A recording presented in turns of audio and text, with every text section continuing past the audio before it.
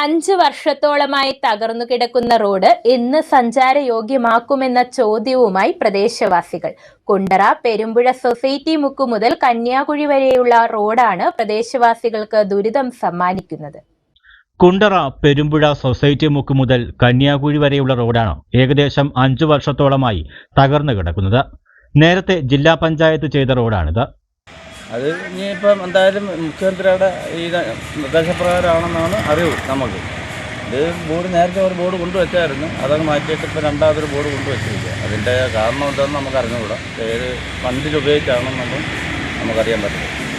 MLA ഫണ്ടാണോ അത്? അതിനെക്കുറിച്ച് നമുക്കറിയാൻ പറ്റില്ല. ഒരു ബോർഡല്ലാതെ വ്യക്തി തന്നെ ഉള്ളത് MLA ഫണ്ടാണോ നമുക്കറിയാൻ പറ്റത്തില്ല. ഞാനത് MLA തന്നെ ഉള്ളതായിരിക്കും വെക്കണമല്ലോ. MLA ഫണ്ടൊന്നും വേണ്ടി അങ്ങനെയല്ലേ വെക്കാൻ പറ്റും. ഒരു ഹെൽത്ത് സെന്റർ ഇവിടെ സ്ഥിതി ചെയ്യുന്നുണ്ട്. ഇവിടേക്ക് എത്തുന്നതിന് നിരവധി പേരാണ് ഓട്ടോറിക്ഷ ആശ്രയിക്കുന്നത്. എന്നാൽ ഇതുവഴി പോയി എല്ലാ ദിവസവും ഓട്ടോറിക്ഷയ്ക്ക് പണിയാണെന്നും തൊഴിലാളികൾ പറയുന്നു. നമ്മളെ സൊസൈറ്റി മുക്ക് കന്യാകുഴി റോഡ് ആട്ടോക്കാർക്ക് ഭയങ്കര ബുദ്ധിമുട്ടും വിഷമവും പെട്ട റോഡാണ്.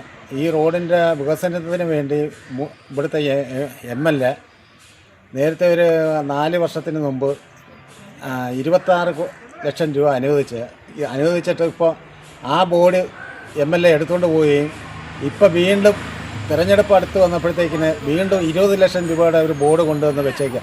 മിക്കുള്ള ഈ റോഡ് ആട്ടോക്കാർക്ക് ഭയങ്കര ബുദ്ധിമുട്ട്. ആട്ടോക്കാരെ നട്ടെല്ലൊടിഞ്ഞ് വണ്ടിക്ക് ഒന്നും പണി. അതുപോലെ തന്നെ ഈ ഹെൽത്ത് സെൻ്ററിലാണെങ്കിൽ ആയിരക്കണക്കിന് രോഗികൾ വരുന്ന ഈ MLA വികസനം എന്ന് പറഞ്ഞിട്ട് നേരത്തെ ഒരു ബോർഡ് കൊണ്ടുവന്ന് വെച്ച് ഇപ്പോൾ വീണ്ടും ഇലക്ഷൻ ആയപ്പോഴത്തേന് വീണ്ടും ഒരു ബോർഡ് കൊണ്ടുവന്ന് വെച്ചേക്കുക.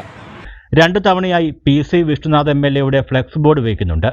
എങ്കിലും ബോർഡല്ലാതെ പണിയൊന്നും ഇവിടെ കാണുന്നില്ലെന്നും നാട്ടുകാർ പറയുന്നു. ഇനി ഇത് തുടർന്നാൽ MLA വീടിന് മുമ്പിൽ സമരപരിപാടികൾ ആരംഭിക്കുമെന്നും നാട്ടുകാർ മുന്നറിയിപ്പ് നൽകുന്നു. ന്യൂസ് ബ്യൂറോ, കൊല്ലം.